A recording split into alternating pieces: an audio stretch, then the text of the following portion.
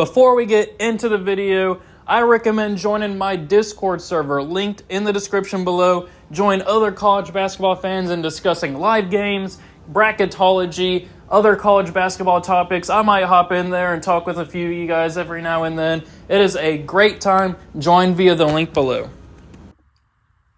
Sup guys, it's Alex here, and welcome to the Feast Week edition of the Bracketology update. This is as of November 26th. Waiting for Joe Lenardi to drop the newest Bracketology, but we are in the midst of arguably the most important week of the year that is not tournament season. Well, I guess technically it's tournament season with all the kind of preseason tournaments going on right now. We got the Battle for Atlantis, we got the Maui Invitational, we have that new players tournament to where there might be $1 million of NIL money that go to the colleges as long as it passes like the regulations and stuff. Oh man, it has been a fantastic just first day of really tournament season. I mean, heck, the Maui Invitational last night, just take a look at that one. We had UConn come back from 15 down, but fall short and lose to Memphis. Memphis hanging on for the victory there, beating the defending back-to-back national champions, handing them their first loss since February. Huge win for Penny Hardaway and the Memphis Tigers. Then you had Michigan State beat Colorado, but then in the night games for the Maui Invitational, you had Auburn come back from, I think, like 18 down, something like that, 21 down, to storm back and beat Iowa State in a top 5 matchup. Auburn was 4, Iowa State was 5. That was a great game to watch. And then in the very last game of the night, I stayed up for this one because that was a fantastic one. You had Dayton versus North Carolina. Dayton was up by like 20 or something like that at the half. North Carolina storming back and securing, I think it was like a 2-point victory or something like that. That was a fantastic game to watch. That made me like Dayton a lot more than I previously did. That's what all these tournaments are for. They're to showcase the college basketball going on across the nation right now that otherwise people wouldn't really pay attention to in the midst of football season, with college football going on right now, with the NFL going on right now. But we are focused here on college basketball. Fantastic. The rest of this week, we have the rest of those tournaments going. I mean, heck, tonight we have matchups like Houston and Alabama. We have matchups like Iowa State and Dayton. Matchups like North Carolina and Auburn. And then, of course, the main one tonight. We have number 1 Kansas versus, I think, number 8, something like that, around that range, something like that, versus Duke. Kansas and Duke, 2 storied programs in college basketball, going at it tonight. So it'll be very interesting to see what happens with that. Then on Wednesday, you got Indiana versus Louisville, Texas A&M versus Creighton. I mean, right now you have Creighton versus San Diego State. That game's actually going on as I'm recording it. But then you got Xavier, Michigan, Alabama, Rutgers. Then on Thursday, you have Florida, Wake Forest, Arkansas versus Illinois, Purdue versus NC State, and then, of course, all the rest of the tournaments going on in the preseason. There's going to be more marquee, more quality matchups. This has been a fantastic week of college basketball. I'm spending too much time talking about it. We need to talk about the bracket here. The top overall seed remains Kansas. Will they suffer their first loss tonight against Duke? We shall see. First team out is New Mexico. They got a quality win against UCLA earlier in the season. And then the last team in is Nevada. So taking a look here on the bubble, last 4 byes, you got St. Mary's, Michigan, Clemson, and Maryland. Last 4 in are Wake Forest, Georgia, who just got a very quality victory over St. John's, and I think the Battle for Atlantis, I think that was that tournament, which was also crazy when you had Baylor hitting that. I mean, that was just a crazy game, Baylor versus St. John's in general, but they had in overtime, VJ, I think, Vikomi, I think is how you pronounce it. It's probably not how you pronounce it, but he hit a 3 to give them the victory over St. John's, an absolutely insane shot. But congratulations to Baylor there. But then Georgia's the team I'm talking about, getting that quality victory over St. John's. That'll be huge for their tournament hopes. Then you have Nebraska and Nevada. Nebraska with an opportunity against fellow bubble team Iowa tonight. First 4 out, New Mexico, LSU, VCU, Penn State. And then the next 4 out are Rutgers, which we got to talk about Rutgers for a second. They lost to Kennesaw State, which, I mean, Kennesaw State is no slouch. I believe they made the tournament last year, and they were like 5-1 this season, something like that. But if you're Rutgers, if you got the 2 potentially the top 2 picks, or 2 of the top 3 picks with Cooper Flagg in the draft next year with Ace Bailey and Dylan Harper, you got to win that game. You can't be losing to Kennesaw State. Then you have NC State, Iowa, and Utah State. So then taking a look here at the bracket, there has been a ton of movement, which you can see by all the up and down arrows. We'll just hit the top seeds and then maybe some thoughts as we continue to go around. Midwest region, you got Kansas as the 1, Kentucky as the 2, up to the 8 line. That huge victory over Duke, and then Mark Pope's squad just looking fantastic over the rest of their games. They got a game against Western Kentucky tonight. Then you have Marquette up to the 3 line. They survived Georgia. That was another game. Georgia played Marquette very well, but then at the very end, Marquette pulled away. And then Texas A&M up to the 4 line. As I mentioned, they play Creighton tomorrow. Then over in the West Regional, we have Gonzaga on the 1 line, Duke on the 2 line, Alabama on the 3 line, that sad loss to Purdue a couple of weeks ago, and then 4th Baylor. So Baylor, they're down to a 4 right now, but they are battle-tested this season. They have played a ton of quality teams already. That's going to be a team that I'm keeping my eye out for in the actual NCAA tournament. They are getting that experience right now. But then if we continue to scroll here, and also had to mention Dayton right there up to the 11 line, that's a team to keep your eye on. Arizona also down to the 6 line over here. I want to say preseason they were a 1 or 2 seed, now down to a 6. They need to start getting a couple quality wins.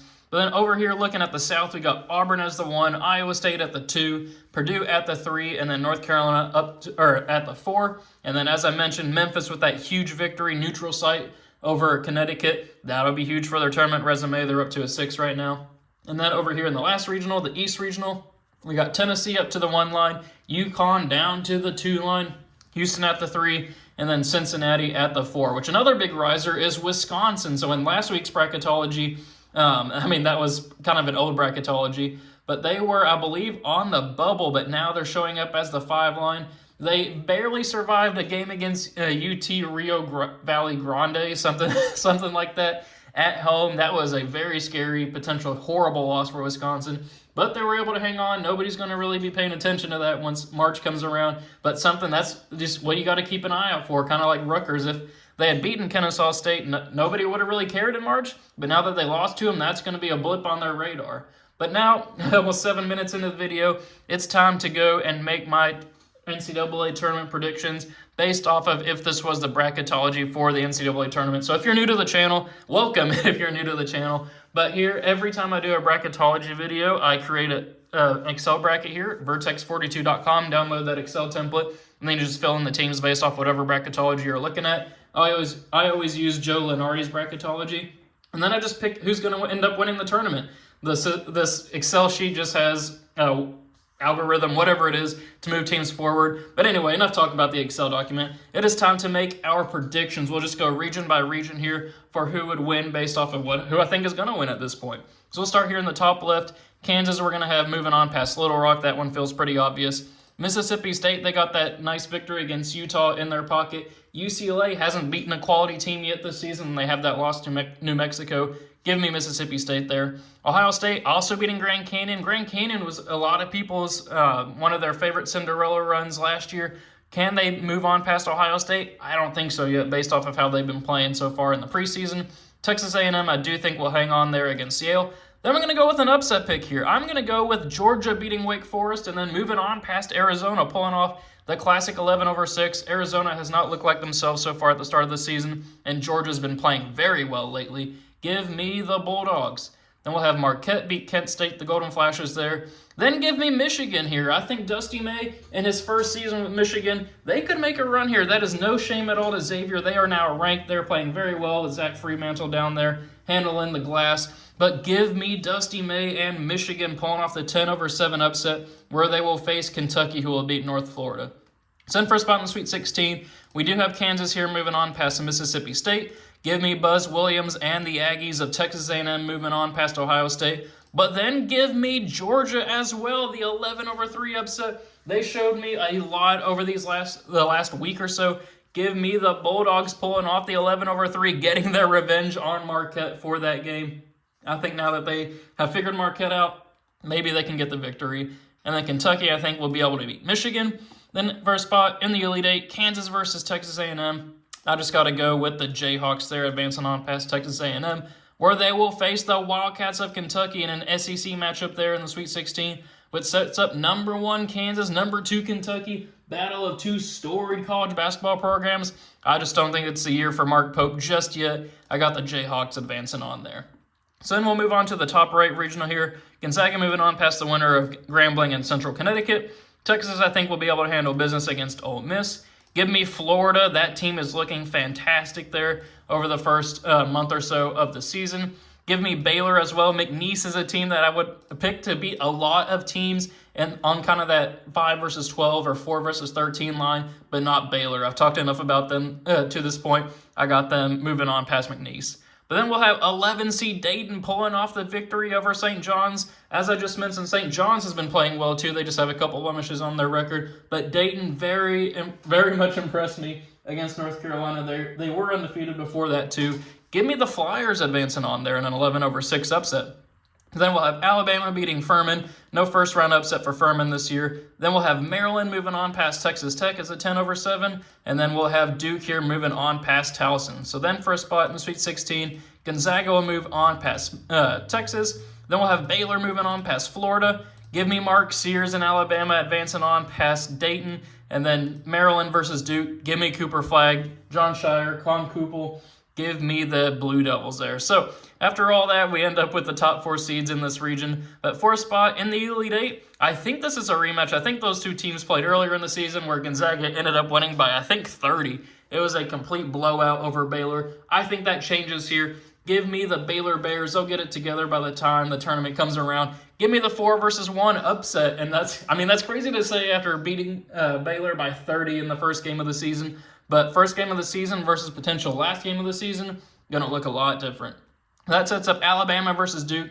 That would be one of my favorite Sweet 16 matchups there. But give me the Blue Devils of Duke advancing on past Alabama. And give me them advancing on to the Final Four as well past Baylor. So then we'll move on here to the bottom right regional. Auburn moving on past the winner of Bucknell and Norfolk. Give me Michigan State, potentially Tom Izzo's last season. I think he'll be around for another one. I feel like they'd do a retirement tour if it was his last season. But give me Michigan State there over St. Mary's. Then, let's do it. Let's have Liberty pull off the 12-5 upset over Indiana. I think Indiana could make a run, but there's always a 5-12 upset. I think it could be Liberty there. Then we'll have North Carolina moving on past High Point, though High Point, another one of those teams like McNeese to keep your eye on. Memphis beating Boise State, 6-11. The 6th seed survives after the first 2 fell. Then Purdue will be Purdue-Fort Wayne. I'm sure there's some Purdue-Fort Wayne students that'll be tough to pull for. Creighton versus Oregon. Give me Creighton moving on there. And then Iowa State will advance on past Northern Colorado. Then for a spot in the Sweet 16, Auburn versus Michigan State. Give me Bruce Pearl's squad and the Auburn Tigers advancing on there, where they will face North Carolina. This matchup will happen tonight, so this will be something to keep your eye out for. Auburn and North Carolina tonight, a preview of a potential NCAA tournament matchup.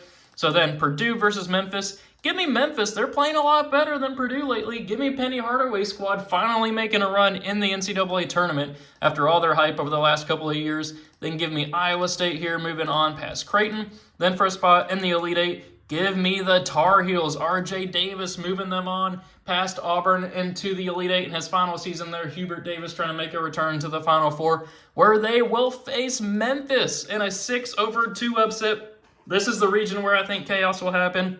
I got 4 seed North Carolina, 6 seed Memphis for a spot in the title game.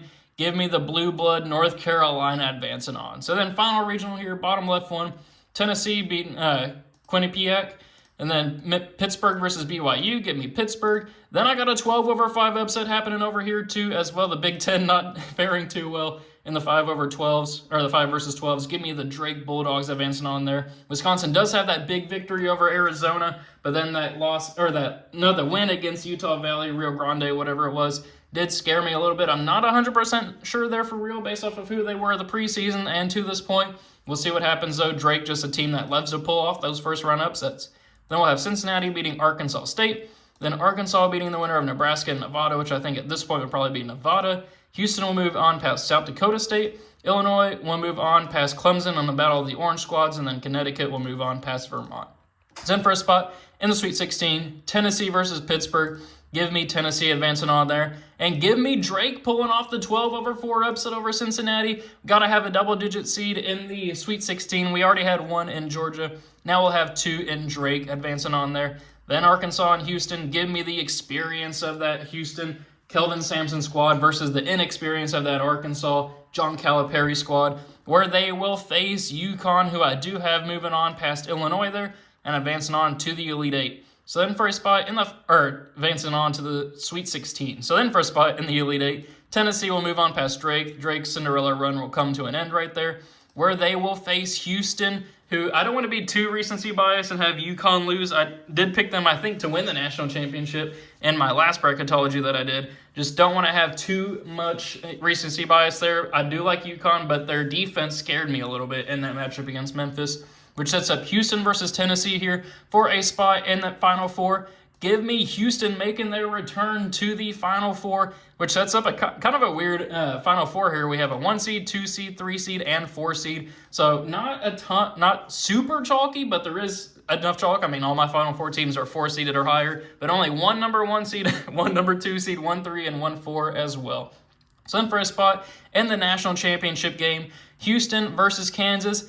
I'm actually going to go with Houston advancing on past Kansas there. I think Houston, this might be the time that they win the national championship. Duke versus North Carolina meeting in the Final Four yet again. That storied rivalry, the best in college basketball history. Sorry, Kentucky and Louisville. I know I'm a little partial to that, but it is Duke and North Carolina. I am going to have Cooper Flagg, the most touted freshman since Zion, really since, I guess you would say LeBron, but he wasn't in college, so maybe the best prospect, I should say, which sets up Houston versus Duke. This would be a fantastic national championship matchup, and I think Kelvin Sampson finally gets that title. I got Houston winning it here. Even though they did just suffer the loss to Auburn, I got Houston. I think that they will move on there. Now, if they play Auburn in the national championship game, since they're on different sides of the bracket, maybe that'll be a different story. I mean, Houston does have a couple big matchups coming. They play Alabama tonight, so we'll see what happens there. But I got Houston winning the national championship there with that culture that they've set, the defense that they have, the offensive weapons, the coaching, everything there. So there you have it. Those are my predictions for the NCAA tournament based off of the bracketology as of today. Hopefully you guys have a great Thanksgiving with your friends and family. Hopefully there's some great college football, college NFL, college basketball to watch. It's going to be a great sports week. NBA as well, the NBA Cup going on. Thank you guys for watching. Very thankful for all you subscribers who watch each and every video. And I will see you all later.